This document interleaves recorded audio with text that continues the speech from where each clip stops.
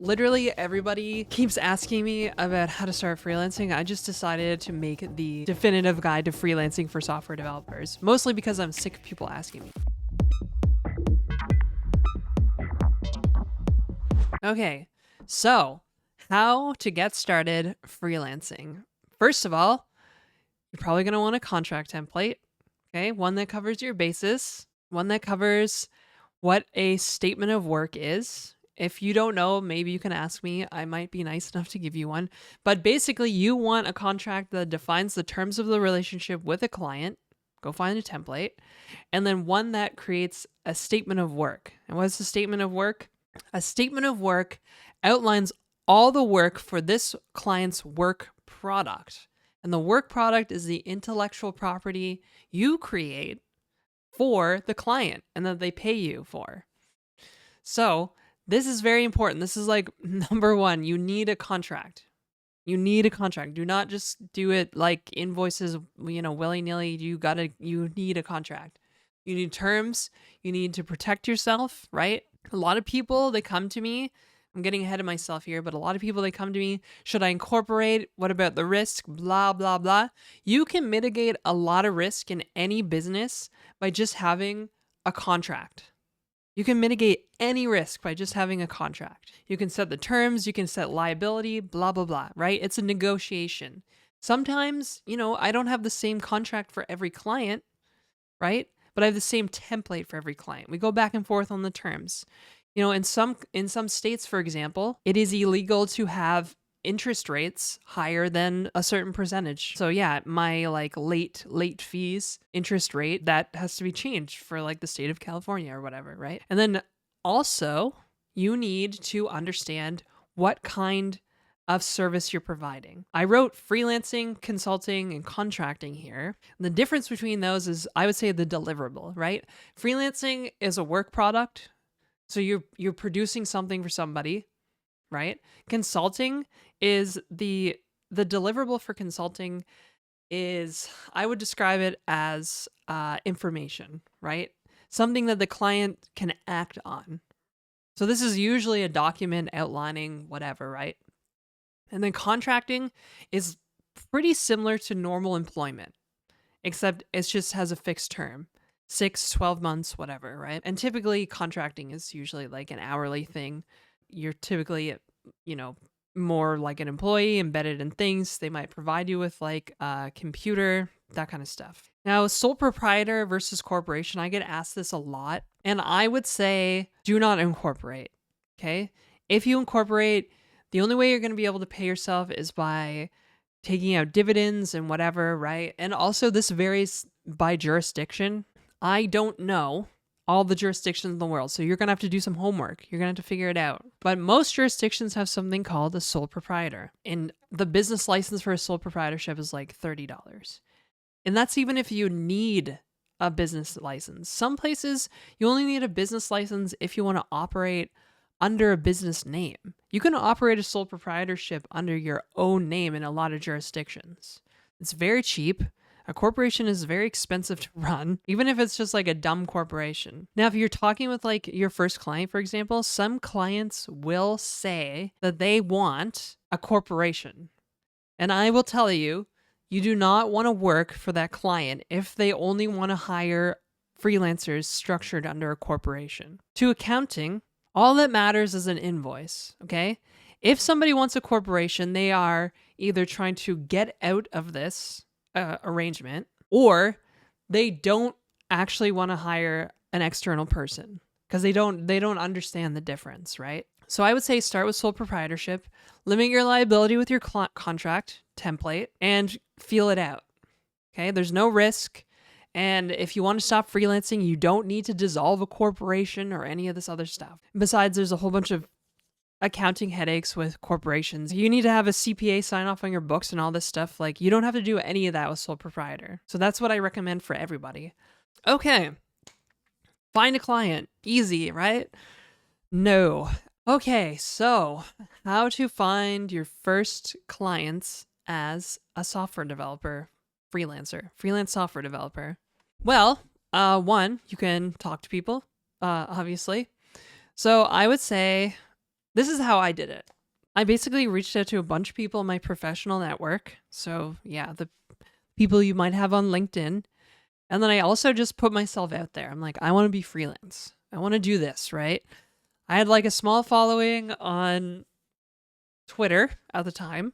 And this is how I got my first leads for work, actually, is somebody connected me with agencies and consultancies that wanted to subcontract to me. Yeah, basically, that's it.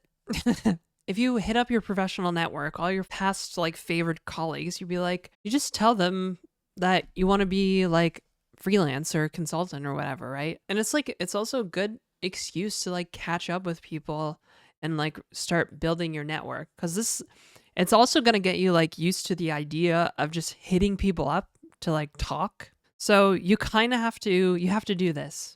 But it's just a good idea to let everybody know what you're doing, you know? And if you have people you've worked with in the past and their HR is open or their team is open to hiring freelancers, like it's pretty easy to get a gig with people you know or through people you know. Now, the other way, and this is what I typically do, is cold outreach. You need to like find who's like looking for some help, right? And then you'd be like, hey, you know, I've got experience, like you want to do this. And like cold outreach, that's a whole thing. That's a whole like, you know, writing emails that people will open and read and respond back to.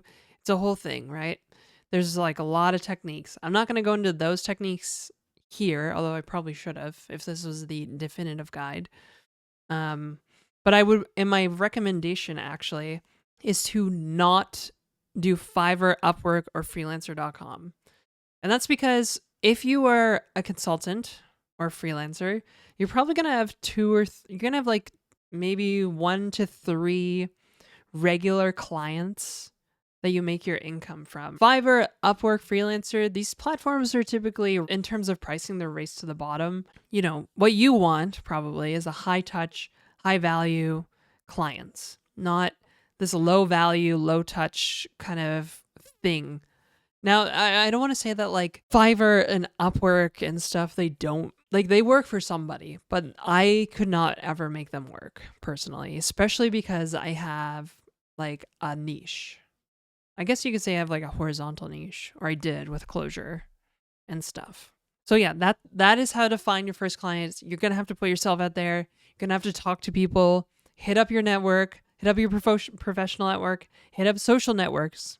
You just broadcast on like, you know, whatever app you use. And then cold outreach, start talking to people. Yes. Okay, sales for nerds. Perfect. This first point, lead, prospect, opportunity, contract.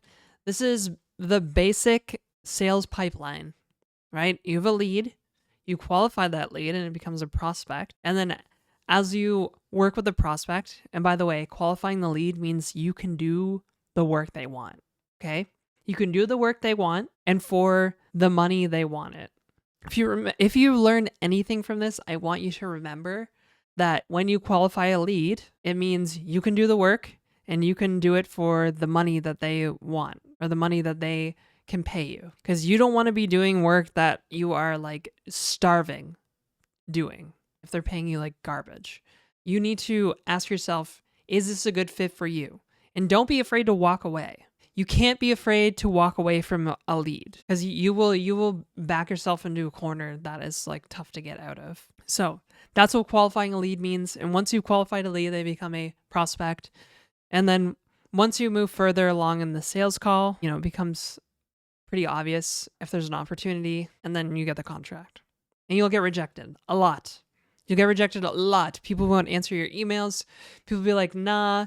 Sometimes you have to reject people. Like often one thing that I find that would happen to me, one thing that people would do is they would be hiring and I'd be like, hey, you want to work with me? I freelance. And they would be like, yeah, let's have a call. And then they would try to hire me as a full-time developer. I don't want to be a full-time developer. I would just say to them like, look, it sounds to me like you want a full-time developer. That's not what I do. You got to stick to your guns, right? You have to be like, you have to stick to your guns. You have to say how it is, right? Because you need to think of yourself as a business And you need to think of yourself as a business doing business with another business. If you think of yourself like an employee, you're going to fail. You're going to go back to being an employee. So don't be afraid to get rejected. Don't be afraid to reject a client if you can't qualify the lead. Okay, this is a sales call. If you do get on the phone with somebody, this is what I want you to do. This is literally what I do for every single client. Build rapport. This is literally the best way to build rapport is to be honest with somebody. Yeah, you can do the whole like, oh yeah, like I like the thing that you like or whatever, right? But the real way you build rapport is with honesty. Like I said on the previous slide, if you think they want an employee, ask, tell them, just be like, I think you want an employee and I don't do that. Like, and that's okay, right? That honesty, that honesty will be way more valuable in your business than anything else. I guarantee it. And then this kind of feeds into, well, I guess you can also build rapport with like other things, right?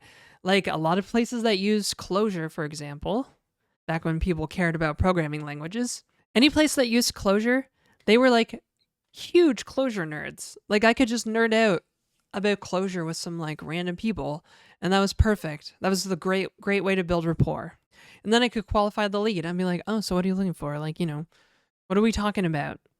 What's the project? And I'd be like, well, we want a developer. And I'm like, I am only interested in freelance contract, Don't be afraid to talk about money. Literally ask the client. This is I will always say this. It says, don't be afraid to talk about money.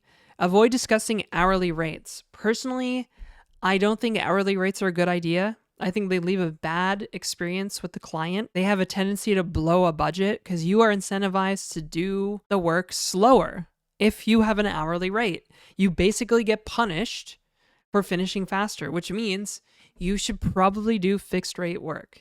That's going to be hard to estimate. The easiest way to estimate is to talk to the client, ask them what their budget is for this project, and decide if you feel like you can do it for that amount of money. That's probably the easiest way to start estimating projects. Because in my experience, companies will rarely pay outside of a budget that they have allocated for a project. So if you just meet them at that budget, that's great. It's like perfect, right? But you need to make sure that you can do that project without starving. That's probably the most important part. And then, you move to close. And by move to close, you say to them, I will send you the contract, send them your contract template or whatever, right? That is moving to close. You do all that stuff, right? If they're like, okay, well, we'll get back to you, or they say something like, oh, we're just gonna, we'll think about it, right? Typically, if it's not a hard yes on the phone, if it's like, a maybe, I don't want to say a maybe is always a no, but it's almost always a no. I've gotten maybes. I didn't hear from like prospects. I didn't hear from like potential clients for like 2 weeks. And I was like, you know what? I reached out to them like, hey, like if you're not interested, that's cool. But like, just kind of like, let me know. I got like other stuff going on, and they get back to me and they're like, oh, actually, like I was just sick for a couple weeks, like we want to move forward. But oftentimes a maybe is like a no usually. So, moving to close, send them the contract. Do it while you're on the call, for God's sakes. Just send it to them, right? And then, follow up. But basically do all these things on the call. First call with a client. Every time, first call. Okay? And then you might, after enough rejection and sales calls, you might figure out that it's actually better to get people to come to you, or at least give people a reason to answer the phone. Now, personally, I did this by writing a blog about Clojure and then distributing that blog everywhere, right? Some people make content, some people give talks, some people just have like insane amounts of industry experience, like whatever it is, right? But ideally, you need to give people a reason to either come to you or just answer the phone when you reach out, right? Sometimes like people just want to, like in the past, people just want to talk about Clojure to me. They don't even actually care about like hiring a freelancer. They just want to talk about Clojure, and that's cool. I'm happy to network and meet people like that, right? That's really, really cool. And like, sometimes, if you were like the first person at Yahoo, like I've seen an engineering manager who like got a resume for one of the first few people that worked at Yahoo, the search engine. And they were like, I don't think we can hire this person because they're too expensive, but I just want to talk to that person. And that is your foot in the door, right? So just whatever reason you can come up with, give people a reason to answer the phone, or in this case, respond to your email. And tips. Tip number one, there's never a right time for anything, in my opinion. And I should take that advice myself. And you will screw up, and that's okay. You need to give yourself some breathing room mentally and financially to make mistakes and learn how to do this. It's a different question for everybody, especially the financial part. I had like 6 months of living expenses saved up to try and like kind of fumble my way through this. And yeah, that's all I have for now. I mean, I guess I could probably talk about what makes a great sales email. Probably should have wrote that down, but yeah, that's it.